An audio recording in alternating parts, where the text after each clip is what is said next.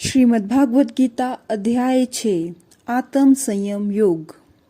श्री कृष्ण भगवान ने कहा, जो मनुष्य बिना किसी फल की इच्छा से अपना कर्तव्य समझकर कार्य करता है वही सन्यासी और वही योगी है। न तो अग्नि को त्यागने वाला ही सन्यासी होता है और न ही कार्यों को त्यागने वाला ही योगी होता है। हे पांडुपुत्र, जिसे सन्यास कहते हैं उसे तू ही योग समझ, क्योंकि इंद्रिय सुख की इच्छा का त्याग किए बिना कोई भी मनुष्य योग को प्राप्त नहीं हो सकता है। मन को वश में करने की इच्छा वाले मनुष्य को योग की प्राप्ति के लिए कर्म करना होता है और योग को प्राप्त होते होते सभी संसारिक इच्छाओं का अभाव हो जाना ही कारण होता है। जब मनुष्य सभी संसारिक इच्छाओं का त्याग करके न तो शारीरिक सुख के लिए कार्य करता है और न ही फल की इच्छा के कार्य के प्रवृत्त होता है, उस समय वह मनुष्य योग में सिद्ध कहलाता है। मनुष्य को चाहिए कि वह अपने मन के द्वारा अपने जन्म मृत्यु रूपी बंधन से उद्धार करने का प्रयत्न करे और अपने को निमन योगी में न गिरने दे, क्योंकि यह मन की जीवात्मा का मित्र है और यही जीवात्मा का शत्रु भी है। जो मनुष्य मन को वश में कर लेता है उसका वह मन ही परम मित्र बन जाता है, लेकिन जो मनुष्य मन को वश में नहीं कर पाता उसके लिए वह मन ही परम शत्रु के समान होता है। जिसने मन को वश में कर लिया उसको परम शांति स्वरूप परमात्मा रूप में प्राप्त होता है। उस मनुष्य के लिए सर्दी गर्मी सुख दुख और मान अपमान एक समान होते हैं। ऐसा मनुष्य स्थिर चित्त वाला और इंद्रियों को वश में करके परमात्मा के ज्ञान द्वारा परमात्मा को प्राप्त करके पूर्ण संतुष्ट रहता है। ऐसा परमात्मा को प्राप्त हुए मनुष्य के लिए मिट्टी पत्थर और सोना एक समान होते हैं।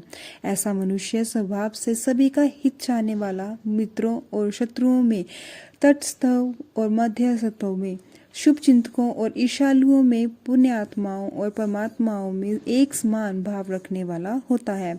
ऐसा मनुष्य निरंतर मन सहित शरीर के किसी भी वस्तु के प्रति आकर्षित हुए बिना, किसी भी वस्तु का संग्रह किए बिना परमात्मा के ध्यान में एक ही भाव से स्थिर रहने वाला होता है। योग के अभ्यास के लिए मनुष्य को एकांत स्थान में पवित्र भूमि में न तो बहुत ऊंचा और न ही बहुत नीचा कुशा के आसन पर मुलायम वस्त्र या मृगशाला बिछाकर उस पर दंडवत पूर्वक बैठकर मन को एक बिंदु पर स्थित करके चित्त और इंद्रियों को क्रियाओं को वश में रखते हुए अंतःकरण की शुद्धि के लिए योग का अभ्यास करना चाहिए। योग के अभ्यास के लिए मनुष्य को अपने शरीर, गर्दन तथा सिर को अचल और स्थिर रखकर नासिका के आगे के सिरे पर दृष्टि स्थित करें। इधर उधर अन्य दिशाओं को न देखते हुए बिना किसी भय से इंद्रिय विषयों से मुक्त ब्रह्मचर्य व्रत में स्थित मन को भली भांति शांत करके मुझे अपना लक्ष्य बनाकर और मेरे ही आश्रय होकर अपने मन को मुझ में स्थिर करके मनुष्य को अपने हृदय में मेरा ही चिंतन करना चाहिए। इस प्रकार निरंतर शरीर द्वारा अभ्यास करके मन को परमात्मा स्वरूप में स्थित करके परम शांति को प्राप्त हुआ योग में स्थित मनुष्य ही सभी संसारिक बंधन से मुक्त होकर मेरे परम धाम को प्राप्त होता है। हे अर्जुन, योग में स्थित मनुष्य को न तो अधिक भोजन करना चाहिए, न ही कम भोजन करना चाहिए, न ही अधिक सोना चाहिए और न ही सदा जागते रहना चाहिए। नियमित भोजन करने वाला, नियमित चलने वाला, नियमित जीवन निर्वाह के लिए कार्य करने वाला और नियमित सोने वाला योग में स्थित मनुष्य सभी संसारिक कष्टों से मुक्त हो जाता है। योग में स्थित मनुष्य का योग के अभ्यास द्वारा विशेष रूप से मन जब आत्मा में स्थित परमात्मा में ही विलीन हो जाता है तब वह सभी प्रकार की संसारिक इच्छाओं से मुक्त हो जाता है। उस समय वह पूर्ण रूप से योग में स्थिर कहा जाता है। उदाहरण के लिए, जिस प्रकार बिना हवा वाले स्थान में दीपक की लौ बिना इधर उधर हुए स्थिर रहती है, उसी प्रकार योग में स्थित मनुष्य का मन निरंतर आत्मा में स्थिर परमात्मा में स्थिर रहता है। योग के अभ्यास द्वारा जिस अवस्था में सभी प्रकार की मानसिक गतिविधियां रुक जाती है, उस अवस्था में मनुष्य अपनी ही आत्मा में परमात्मा को साक्षात्कार करके अपनी ही आत्मा में ही पूर्ण संतुष्ट रहता है। तब वह अपनी शुद्ध चेतना द्वारा प्राप्त करने योग्य परम आनंद को शरीर से अलग जानता है और उस अवस्था में परम तत्व परमात्मा में स्थित वह योगी कभी भी विचलित नहीं होता है। परमात्मा को प्राप्त करने वह योग में स्थित मनुष्य परम आनंद को प्राप्त होकर इससे अधिक अन्य कोई सुख नहीं मानता हुआ भरी से भरी दुख से भी चलयमान नहीं होता है। मनुष्य को चाहिए कि दृढ़ विश्वास के साथ योग का अभ्यास करते हुए सभी सांसारिक संसर्ग से उत्पन्न दुखों से बिना विचलित हुए और योग समाधि में स्थित रहकर कार्य करे।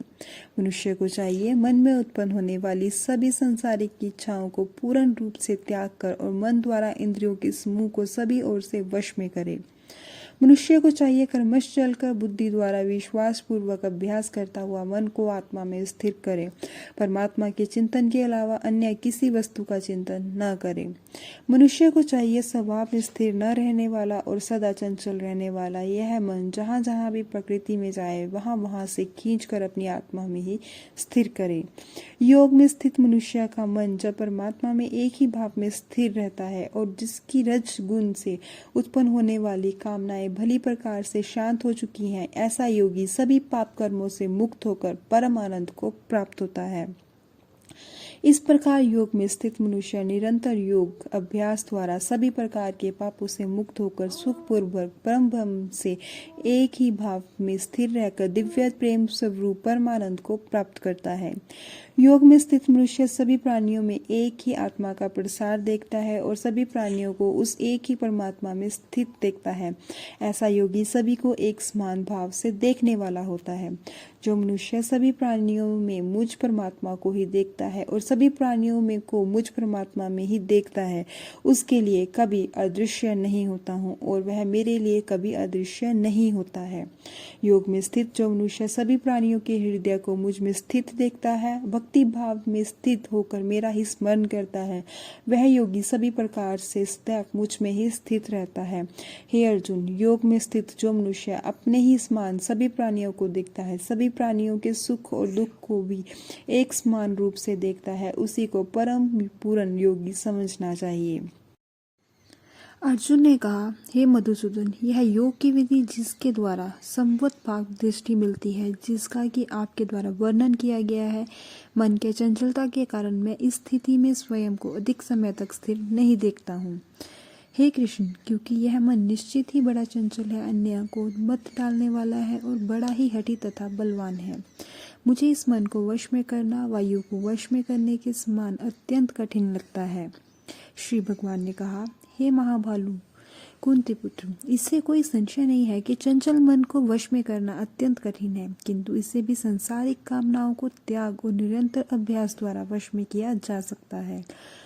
जिस मनुष्य द्वारा मन को वश में नहीं किया गया है, ऐसे मनुष्य के लिए परमात्मा की प्राप्ति असंभव है, लेकिन मन को वश में करने के वाले प्रयत्नशील मनुष्य के लिए परमात्मा की प्राप्ति सहज होती है, ऐसा मेरा विचार है। अर्जुन ने कहा, हे कृष्ण, प्रारंभ में श्रद्धापूर्वक योग में स्थिर रहने वाला किंतु बाद में योग से विचलित मन वाला असफल योगी परम सिद्ध को न प्राप्त करने किस लक्ष्य को प्राप्त करता है। हे महाबाहु कृष्ण, परमात्मा की प्राप्ति के मार्ग से विचलित हुआ जो कि न तो सांसारिक भोग को ही भोग पाया और न ही अपने आप को प्राप्त कर सका, ऐसा मोह से ग्रसित मनुष्य क्या छिन्न भिन्न बादल की तरह दोनों ओर से नष्ट तो नहीं हो जाता। हे श्री कृष्ण, मैं आपसे प्रार्थना करता हूँ कि मेरे इस संशय को संपूर्ण रूप से केवल आप ही दूर कर सकते हैं, क्योंकि आपके अतिरिक्त अन्य कोई इस संशय को दूर करने वाला मिलना संभव नहीं है। श्री कृष्ण ने कहा, हे पार्थपुत्र, असफल योगी का न तो इस जन्म में और न अगले जन्म में ही विनाश होता है, क्योंकि हे प्रिय मित्र, परम कल्याणकारी नित्य कर्म करने वाला कभी भी दुर्गति को प्राप्त नहीं होता है। योग से असफल हुआ मनुष्य स्वर्ग आदि उत्तम लोकों को प्राप्त होकर उनमें अनेकों वर्षों तक जिन इच्छाओं के कारण योग भ्रष्ट हुआ था, उन इच्छाओं को भोग करके फिर संपन्न दुर्सदाचारी मनुष्य के परिवार में जन्म लेता है, अथवा उत्तम लोगों में न जाकर स्थित बुद्धि वाले विद्वान योगियों के परिवार में जन्म लेता है। किंतु इस संसार में इस प्रकार का जन्म निसंदेह अत्यंत दुर्लभ है। हे करुणानंदन, ऐसा जन्म प्राप्त करके वह उसे पूर्व जन्म के योग संस्कार पुनः प्राप्त हो जाते हैं और उन संस्कारों के प्रभाव से वह परमात्मा प्राप्ति रूपी परम सिद्धि को प्राप्त करने के उद्देश्य फिर से प्रयत्न करता है। पूर्व जन्म के अभ्यास के कारण यह निश्चित रूप से परमात्मा पद की ओर स्वतः ही आकर्षित हो जाता है। ऐसा यज्ञासु योगी शास्त्रों के अनुष्ठानों का उल्लंघन करके योग में सिद्ध हो जाता है। ऐसे योगी समस्त पाप कर्मों से शुद्ध होकर अनेकों जन्मों के कठिन अभ्यास से इस जन्म में प्रयत्न करते हुए परम सिद्ध को प्राप्त करने के पश्चात परम गति को प्राप्त होते हैं। तपस्वियों से योगी श्रेष्ठ है, शास्त्र ज्ञानियों से भी योगी श्रेष्ठ माना जाता है और काम कर्म करने वालों की उपेक्षा भी योगी श्रेष्ठ है। इसलिए हे अर्जुन, तू योगी बन।